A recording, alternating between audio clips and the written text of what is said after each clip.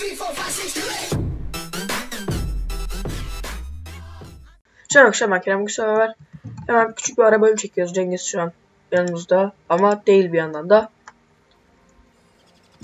Evet tamam, evet Cengiz çıktı. Şu an Skype'te beni duyuyor. Bu yolda genellikle ben Chester olduğunu çıktığını biliyorum daha doğrusu. Yani şöyle bakalım, en son delikten de buraya gelmişiz. Ama bir gittiğim yol bizi öbür tarafa götürecek. Yani bizim geldiğimiz yöne. Şimdi ben şu tarafta devam edeceğim. Tamam. Şimdi şöyle ilerleyelim. Sonra zaten solucan eline geri dönüp bölümü bitireceğim. Eğer bir şey bulamazsam da hiç bölüm koymayacağım zaten. Aa, kurbağa. Kaç. Ha, saldırmıyorlar. Güzel. Ha, Chester'ın bu yolu bu tarafta bitiyor. Öbür yol. Ha, dur, havuç var. Çok ses çıktı galiba. Kim? Neyse.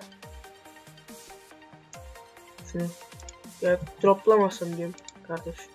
Al şunu. Ha, envanterde yer yok la benim. Dropla ha.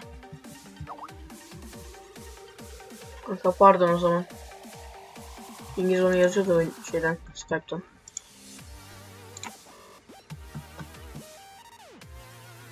Kanka iBone diye bir şey buldum, alayım mı onu?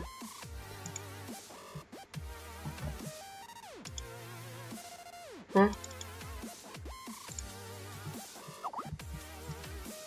Crunch diyor ya. Ya bu keşif bölümü var. Küçük bir ara bölüm.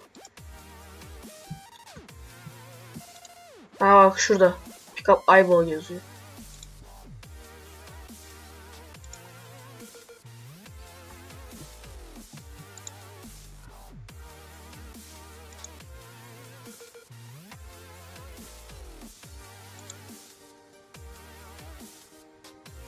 Aa, bir pick up'layacağım da evde yer yok ki. Ama arayayım bari. Gel bakayım sen. Ha kanka! Chester! Kanka! Chester!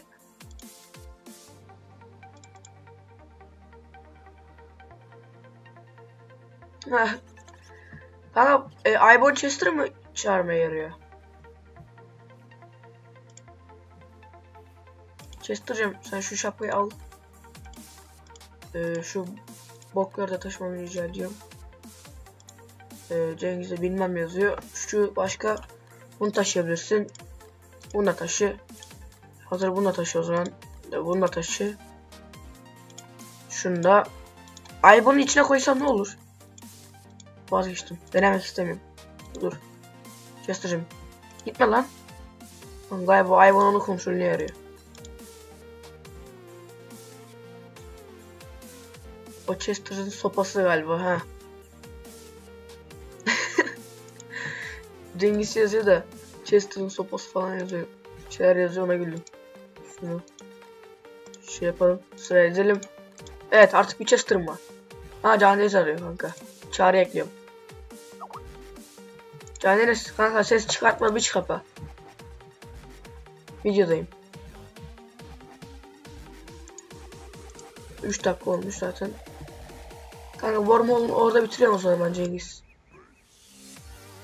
Tamam mı? O zaman bu video kanalıma kadar bir sonraki videoda görüşmek üzere. Beğendiyseniz beğenmeyi, yorum atmayı ve abone olmayı unutmayın.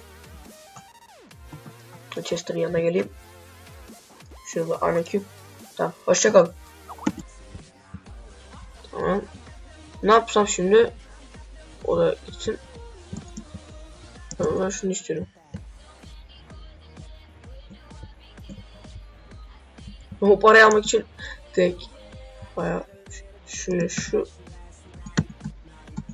vuramadım ikinci kez. Bu tabloya bakacaktım. Tamam, güzel. Sen tablo.